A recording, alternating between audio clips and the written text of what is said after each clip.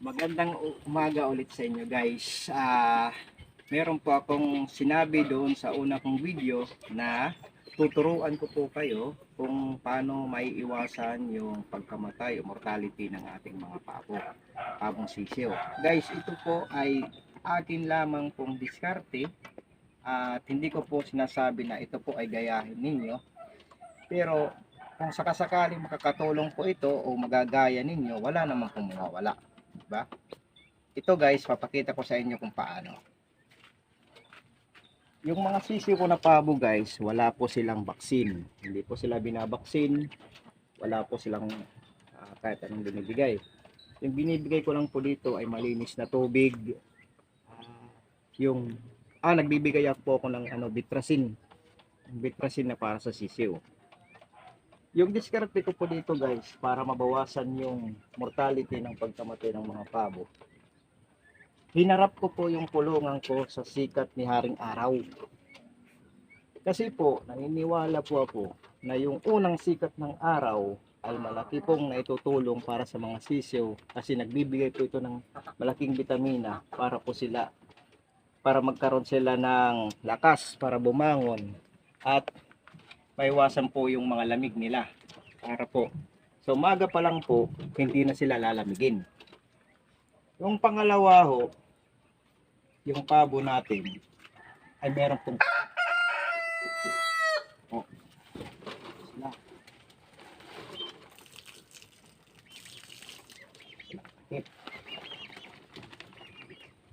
ang gamit po nito ay para maiwasan po yung mga hangin sa gabi na malamig, yung ambon ng ulan, tapos yung hangin na maaaring magdadala ng sakit papunta sa kanila.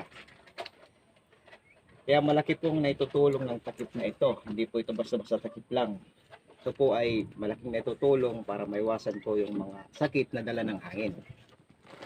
Binubuksan ko lang po ito pag umaga para po makalakap sila ng sariwang hangin, arawan, at makabilad sila sa araw kasi pumapasok naman sikat ng araw dito sa kulungan. Okay lang po yan kahit mainit kasi yung ganitong edad ng mga sisiw, kailangan po nila ng init kasi wala po silang ina.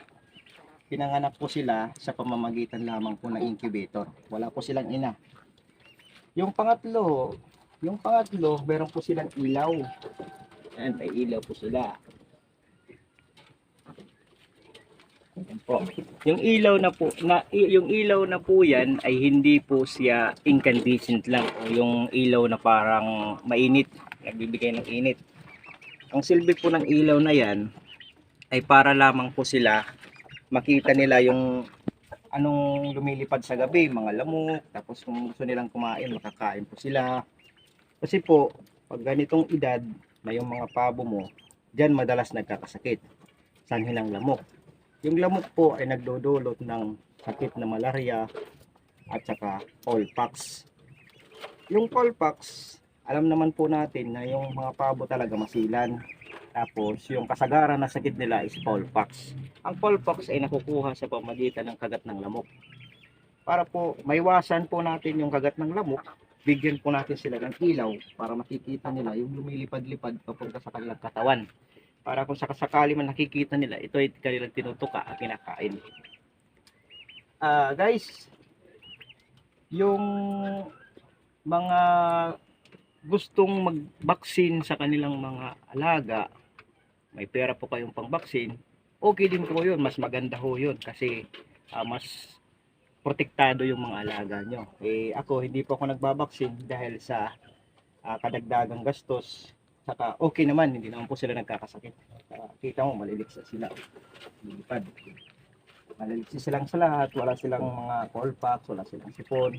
Yun po yung diskarte ko. Nasa sa inyo na lang po yun kung gagayahin nyo po yung ginagawa ko. Saka yung mga pamamaraan ko. Guys, kung mapapansin nyo, wala na po tayong nakagala ng manok. Yung mga manok po natin ay inilagay na po natin dito. Kasi ho, yung mga pre-range chicken natin ay malalaki na. Pag malalaki na yung pre-range chicken natin, maaari po kasi ito pumunta sa mga kapitbahay, mga bahay-bahay, paminsala po sila doon, kakain ng mga pagkain ng mga tanim, mga anong kalat-kalat yan sa kalapalit. Saka yung mga ipot nila, magkakalat.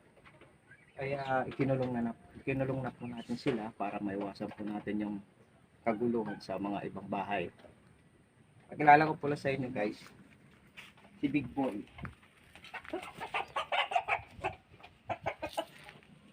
Ito po si Big Boy.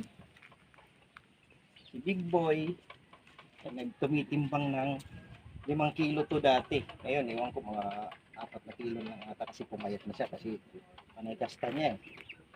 Si Big Boy ay lahi ng Hubbard. Siya isang Hubbard. Malaki naman siya na klase. Tangkad. Tsaka mahilig siya kumasta. Kaya mabilis siyang makaparami ng ating mga alaga. Siya yung gagawin kong breeder sa lahat ng mga prairie chicken ko, patak sa Clerical Brown, sa Rhode Island Red. Siya yung gagawin kong kasi malaki yung mga lahi niya. Mas malaki yung karne na natin magamit. So yun guys, sana po ay makapagdagdag ako ng kalaman ninyo. Kasi sa inyo na po yun kung susundin nyo o hindi. Pero yun ang diskarte ko sa pag-aalaga ko ng mga sisiw. Sa lahat po na nag-subscribe, nag-comment, nag-share, maraming salamat po sa inyo. God bless. God bless. Sa gusto pong mag-avail o bumili, message lang po kayo sa akin para pag-usapan natin. Guys, sa gusto naman humingi ng kung mayroong hihingi sa akin ng yung Madre de Agua, punta lang po kayo dito, bibigyan ko kayo. Pero hindi pa to yung tumutubo. Bibigyan ko lang kayo ng pangtanim. Meron po tayong mga available na pangtanim. Bibigay ko lang po sa inyo ng libre. Ang gusto lang nyo naman po, magtanim ng ganyang klaseng alternatibong pagkain para sa ating mga alaga. So yun guys, salamat po sa sumusuporta at huwag po kayo magsasawang manood ng mga video ko at abangan nyo po sa susunod na video ko. Meron naman po tayong gagawin bagong adventure guys. Thank you guys and God bless.